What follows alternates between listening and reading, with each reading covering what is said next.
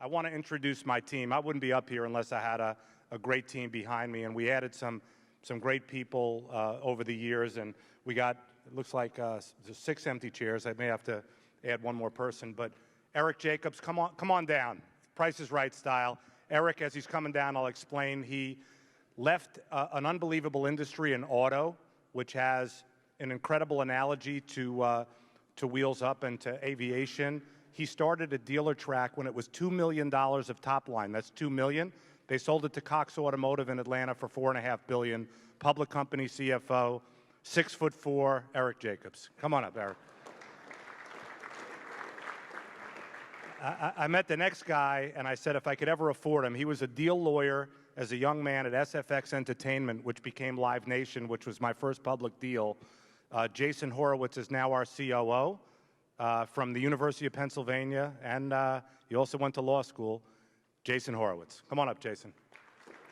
Hustle up. I need a better run, a little better jog. A little stronger jog, Jason, a little stronger jog. Next up is probably the most talented offensive person in our space. He's been with me as a partner since he's in his early 20s. He's ageless. Whether it's whole aircraft, whether it's selling fractional, which we did at Marquee and NetJet cards, memberships, this guy is the Michael Jordan of sales in our space, Mr. Justin Firestone.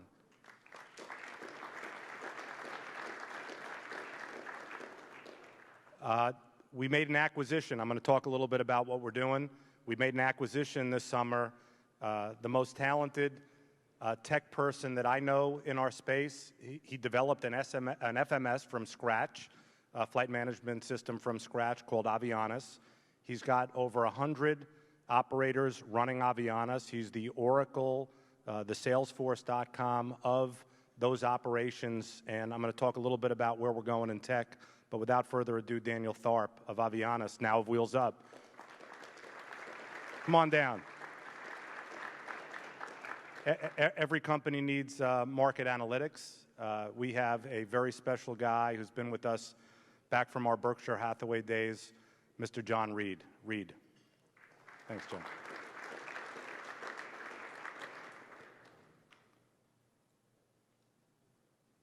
Had I known we were 6 chairs, I would have brought a 6th person down.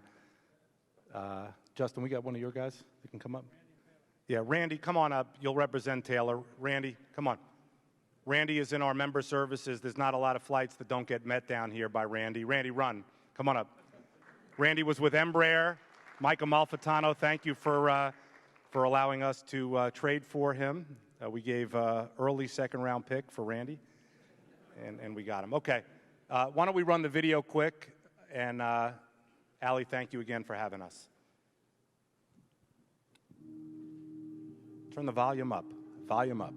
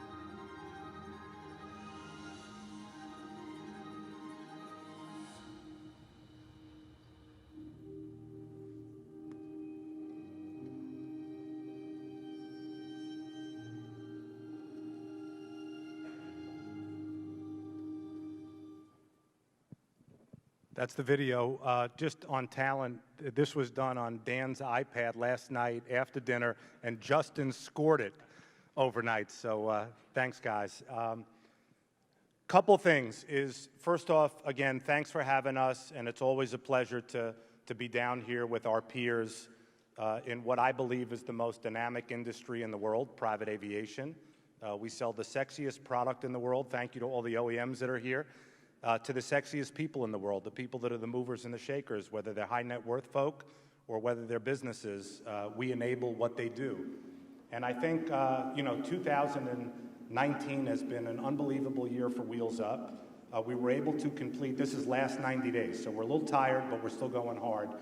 August 9th, we announced a fundraise that was led by a new investor, Franklin Templeton. They led T. Rowe Price, or co-led with T. Rowe Price and Fidelity. We closed on a Class D, is that right, Jason? Class D? $128.5 million, valuing the business at 1.1, which again, it doesn't mean anything what your business is valued unless you can monetize it or have your investors get liquid, but it's nice when you get up on stage or when you're talking to people at a restaurant. So that's positive. Number two is, I've mentioned the acquisition of Avianis. I look at that acquisition very similar. We have a member of Google's founding team on our board, Tim Armstrong, and he likened the Avianis purchase and partnership to one that really put Google in business, which was their purchase of DoubleClick. They were number 13 out of 13 in search engines when Tim joined the firm. They used to tell everybody they were in the top 20, so they were last, but they were in the top 20.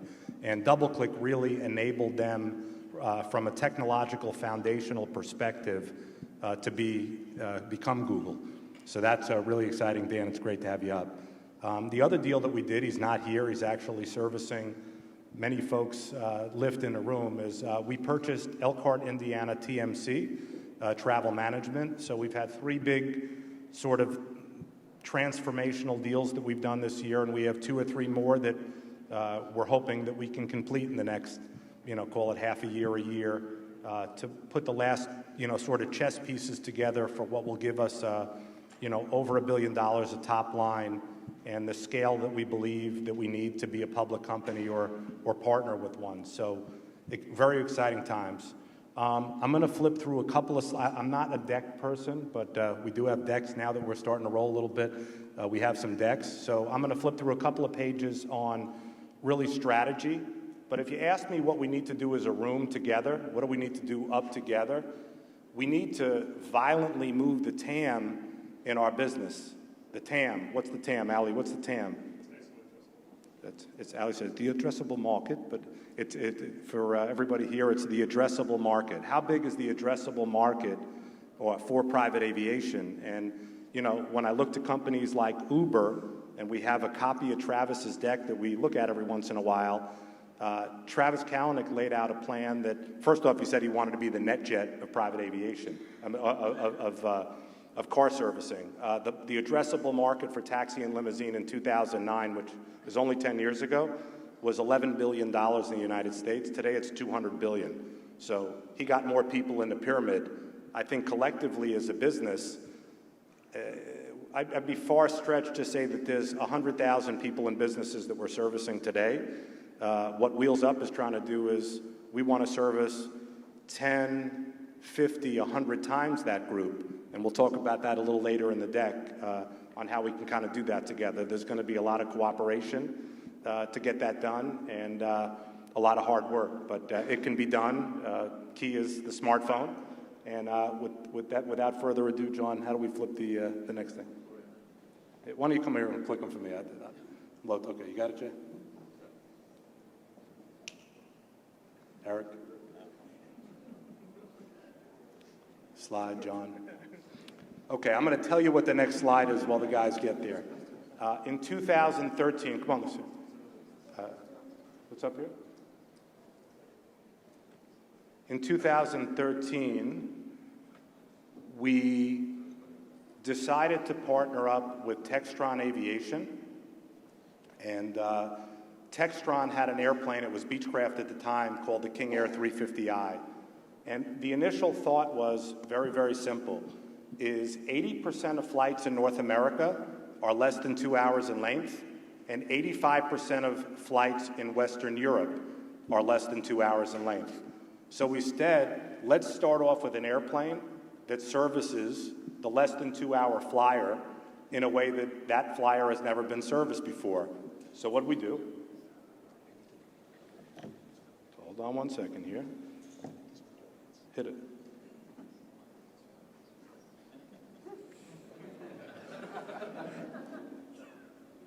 This is what happens when your sponsorship check doesn't clear. All right, here we go. Stand next to me if you don't mind. Could you come on up? Sorry, just over here. Over here. What's your name? Alex. Alex. Thank you. Okay, I'll just signal you when we're going. Okay. Everybody give Alex a hand. He didn't plan on this. Hold on. I'm going to have you talk to our HR right after this. We need some more tech people. Okay. All right. So in 2013, we saw futures that others didn't. We talked about the short term. King Air, we dropped a $1.4 billion order on Beechcraft.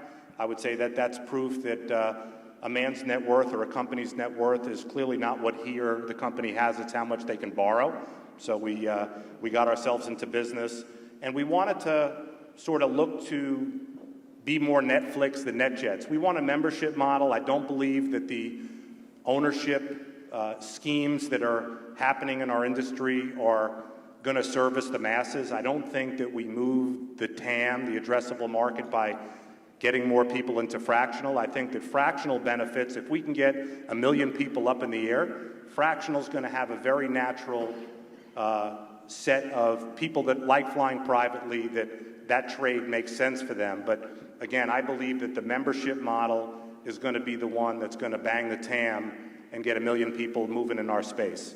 Again, with respect to Pat Gallagher and all the NetJet people that used to be my partners, we like that you're up here. You represent sort of the four seasons of the space. We want to be Airbnb. Next slide. That's awesome. Thank you. Thank you. So what do we have today? We have 119 owned aircraft.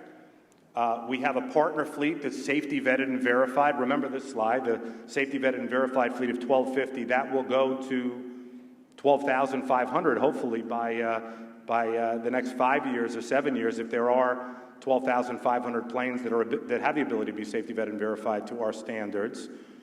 We want to become a total aviation solution. So in the beginning, we were just King Airs and Citation XLs and Citation 10s.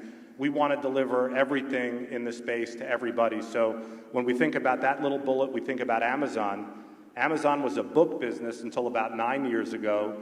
Today, the books represent 4.3% of Amazon's top line. Their books are our King Airs. Hopefully one day, Allie, 4.3% of our top line is our King Air.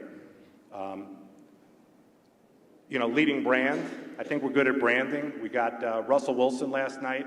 They're talking about MVP. He's one of our equity investors. So when you get the ambassadors to be equity investors, forget getting them just to be members, then you don't have to ask them to do anything. You tell them, hey, you own the business. You got to show up here or there. You got to be in the video. You got to be in the commercial. We've been lucky enough to have folks like Russell and Serena and Tom Brady and longtime partners of ours come in and really truly be our partner, not just brand ambassadors, but having ownership in the company.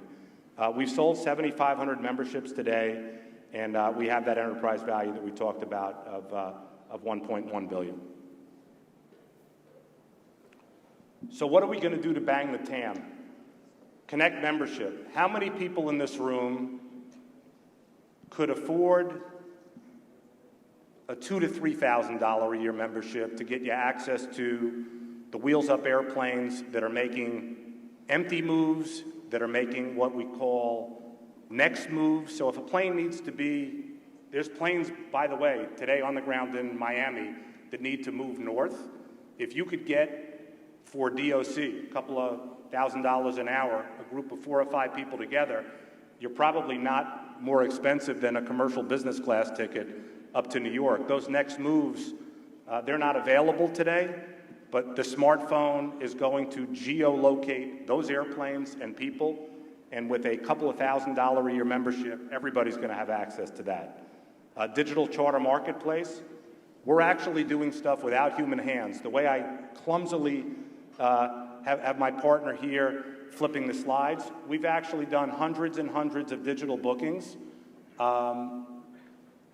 without any human hands touching them. We're plugged into our own system. We're plugged into probably 20 or 30 vendors that are putting their schedule up into our scheduling software today. People can hit 3 buttons on their smartphone, actually get a quote, confirm it, and nobody touches anybody. We just crossed $5 million today in digital bookings that don't touch human hands. I could see that being 100 times bigger, not too deep into the future, 12, 24, 36 months. We talked about this. Let's go to the next one. Okay, these are the same. I think we were out of sync before, but we're okay. On-demand culture. There's no question in my mind we are the last business in the world that is not doing its business, its front end, on a smartphone. Show me another retail business that has retail customers that aren't transacting on their smartphone. Real estate, food, car services, vacations, gambling. There's no banking. There's not a business out there that doesn't use the smartphone. Thank you to Steve Jobs and company. The iPhone is only 12 years old. Does everybody know it's only 12 years old? It's the #1 consumer product ever produced on the planet Earth. So pretty amazing that we're sitting here. Ali, if there was a conference 13 years ago, there would have been no iPhones. But now there's a lot of iPhones, and that's the connective tissue that's going to connect our industry in a way that's going to make our TAM 100 times bigger than it is today. Next slide. Platforms. Amazon, Uber, Netflix. There's not a lot that I have to say about this slide outside of that our industry clearly deserves a brand and a distribution system that is equal to and as top of mind as those three. Again, we're in the most aspirational in the business in the world.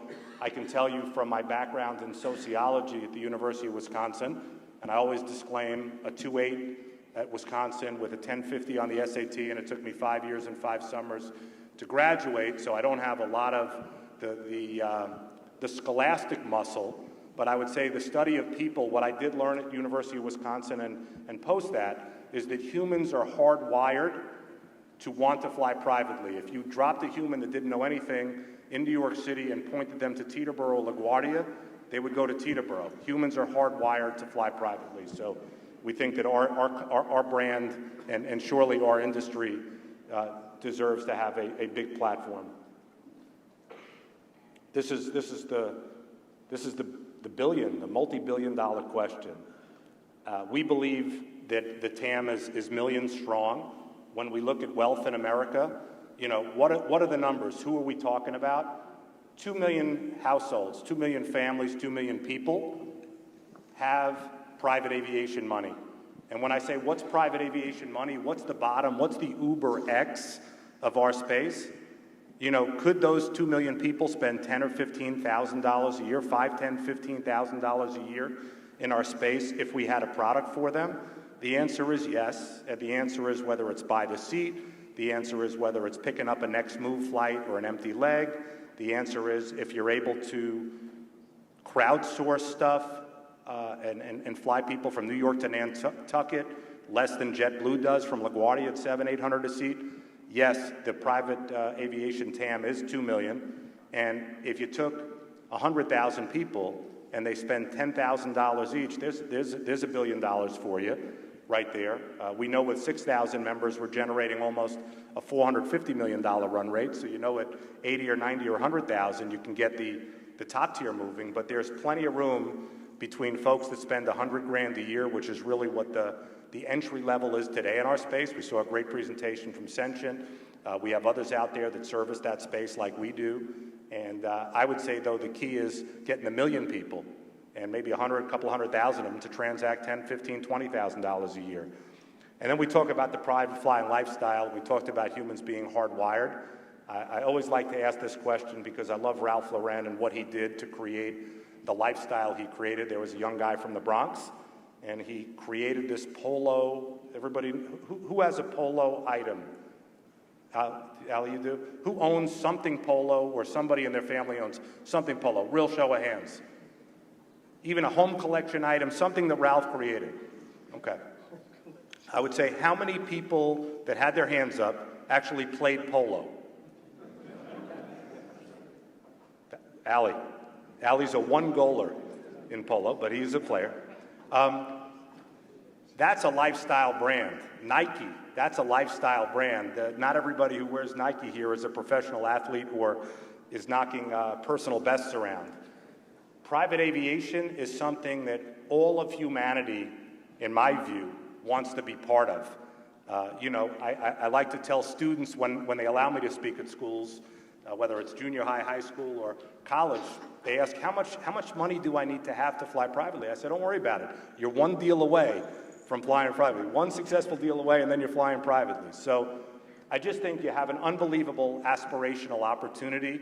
When you look at the great luxury brands of the world, I know we have some Europeans in the room, and Europe was the foundation of the Gucci's and the Pradas and the unbelievable Louis Vuitton.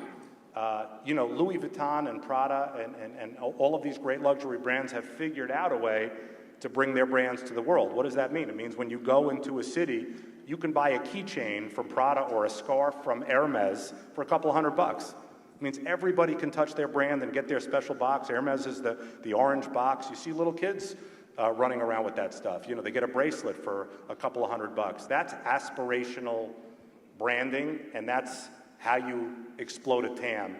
We believe that the private flying lifestyle, meanwhile, let's talk about the world. There's people still running around, myself included, that wear polo here. I mean, that does feel 1980s and 1990s to me at best. But private flying lifestyle, that's something that we think has an unbelievable, sort of forward place in the world to be. And we want to bring it to the world from an aspirational perspective. Next. Engaged community. Once you have trust, and our industry has more trust than anybody. We have people that walk up to the planes, they turn left, and they don't worry about it. The safety record in our space collectively, I mean, that's something that we all should be proud of, from the manufacturers to the folks on the legal side. We don't have any regulatory stuff in our space that anybody worries about. FAA and DOT do an unbelievable job. It's unlike the Airbnbs and the Ubers. They're still fighting, are our employees 1099? Are they W-2? Can you stay and put your apartment up on Airbnb if you live in New York City? We don't have any of that stuff. We have incredible trust. So what do you have to do, again, to expand the TAM and expand the spend in our space? You need frequency. We need to figure out productization that creates a lot more frequency on our collective product. And again, how do you get frequency? You keep people engaged. You got to engage people. That's the world. Next slide. Talked about the iPhone. We think it's all going to happen there. What's the big vision? People have laid it out for us already. Has anybody in this room made a reservation on Open Table? Open Table, Open Table, Open Table, Open Table. All right. Open Table, Airbnb. When we think about Hotel Tonight, what do those companies really do? Everything is very tech and sexy and all that other stuff. What do they really do? They're revenue management tools for operators, for people that own assets. So let's break down, or let's unpack Open Table for a second. A very smart tech entrepreneur said, I'm going to give away what Daniel Thorpe sells as a SaaS model today. We'll give it away in some version. We're going to give away software to every restaurant in America that, by the way, has safe food. Give me an A rating. I don't want to drive you to a B-rated or a C-rated restaurant. So we're going to give away software, and all you have to do for that software is feed that software real-time inventory availability in your restaurant. That's all you need to do. We'll do the rest. We'll go promote the name Open Table. We'll get rating systems going. We'll make it so easy that anybody who's working your place, as long as that inventory comes off the board, that doesn't happen on Open Table, so we don't get confusion when people walk in at 8 o'clock to the restaurant, Then you have an unbelievable ecosystem that's powered by technology and a great front-end brand. And who wins? The restaurant's cost of acquisition for that person who's going to sit and have dinner has gone down dramatically. They basically are laying off their sales and marketing to a third party, and they don't have to worry about greasing the folks that work as concierge in the hotels. It's all done for them. And I think for our space to do that, I think it's a layup. Again, it's been done before. 2.8 at Wisconsin, 10.50 on the SAT. With the right team behind me, I think we can do that. Next. Experience. The average flyer in our space that's a high net worth individual is less than 50 hours. Not a question. Probably today, 25 to 50, and it's going to go down dramatically if you start focusing on that 5 and 10 hour flyer that probably is 10x the market size of a flyer today at 25 to 50. So the 5 to 10 market, which is a market we're really excited about, because 5 to 10 in our world is 25 to 50,000 bucks a year. We'll take a few 100,000 of those people. So we feel like we got to do a great job in the other 8,700 plus hours that they're not flying. Super Bowl, Masters, and Art Basel down here in Miami.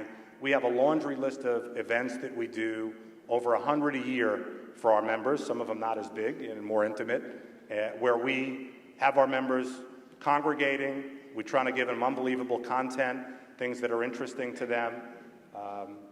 And that's what a membership experience is for us. And the good news is people who are flying, I want to say 10 hours or more, are retaining at about 90%.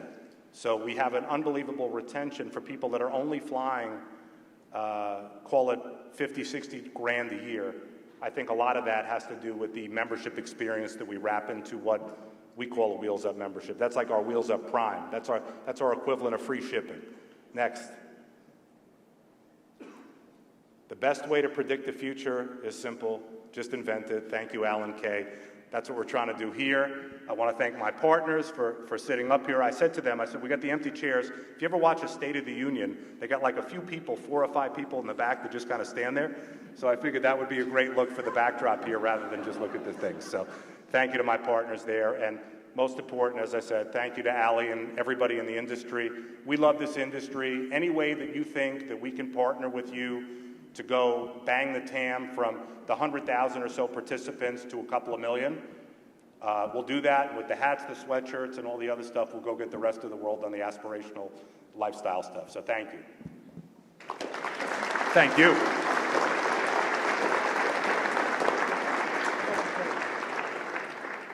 Any questions? Yeah, I was going to say, if there's any questions, we'll take them. We think Russell Wilson is playing MVP-level football. He's one of our people. He did a great job last night, kept us all up. We'll take questions for anybody here on any topic. Doesn't have to be aviation. Great restaurants. Any questions? Do you know, I think you've answered everyone's questions. Okay, finally, from Slido. Which one of those? I think we've only got time for one, Kenny. Let me pick one there. Are you concerned that as you democratize the TSA will start? I'm not over concerned about TSA. Our industry in 135 has a great TSA program. It's enforced, at the airplane level. We have to be very, very careful. We now have 6,000, 7,000 members and 30 or 40,000 people that fly with those lead passengers. So, we take the TSA very, very seriously. I don't see machines and things that are going to make it as cumbersome as commercial. But again, I'm a big fan of TSA, and I think that the screening that we all need to do as an industry to make sure it's safe is critical, but I'm not worried about it. How does TMC fit into the model and customer experience? Okay, TMC, we were their largest customer. We felt like we needed to protect ourselves in the industry. We didn't think that it was an incredibly stable situation. And if you're reliant like we are and were on TMC, we wanted to bring them in. What we did is we spoke, before we purchased TMC, to the top 10 customers that were using TMC as a wholesale operator. And we just made sure that they knew that we were going to keep the data integrity, the customer integrity in absolute place. And I'm happy to report that all 10 of TMC's top customers are using that fleet every day. and again, this goes into coopetition. If somebody could figure out a way on the 50 or 100 days a year that we could squeeze in another 5, 6 King Air flights without disturbing the membership model, come see us after this and we'll buy you a prize. Okay, final question. IPO. What's the plan? Say it again? What's the IPO plan? What's an IPO? No, what is your plan for an IPO? What is the plan? Okay. IPO, I got a couple of lawyers behind me, 3 or 4, initial public offering. I would say a couple things. One is, Ali, we got the right investors. We got patient, long-term capital in T. Rowe Fidelity and Franklin. And ultimately, they think when the time is right, there's no pressure on us. When the time is right and the market is right and our scale is right, they think we'll be a very, very dynamic public company.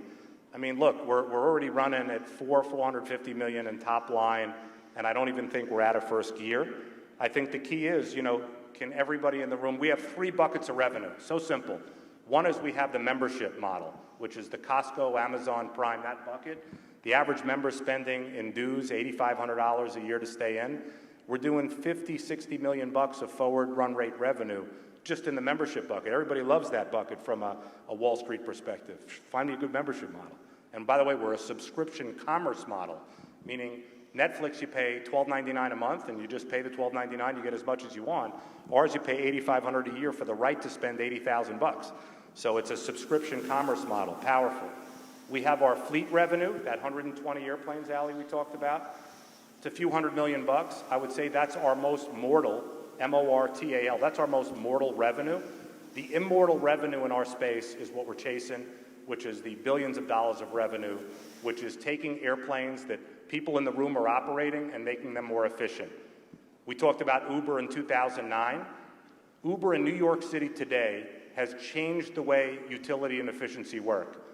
Taxi cabs in New York that you hail like this, they have a fare in the back of them 35% of the time, and they're chasing a fare 65% of the time. Uber, with the geolocation of technology and humans, is full 65% of the time and empty 35% of the time. If we could apply some of those dynamics to the third-party fleet, which is all of our fleet, the collective world fleet, Ali, 10, 15, 20,000 airplanes, and we figured out ways to put demand on them where the demand should be, that third bucket of revenue, which I would call, we call it today flight desk revenue, it's off-fleet revenue. I would say very simply the way that Wall Street views it is show me how you can organize, automate, and digitize the space and figure out a way for assets that aren't on your balance sheet, show me how you can monetize those like Airbnb. That to me makes a business like Wheels Up and probably some consolidation in the room, that makes us a $10, $20 billion cap. And if we throw a good Super Bowl party, maybe even more. But I think the IPO plan is probably 12, 18, 24 months out, something like that, Eric? Something in that neighborhood? Yeah, I think that's when we want to do it.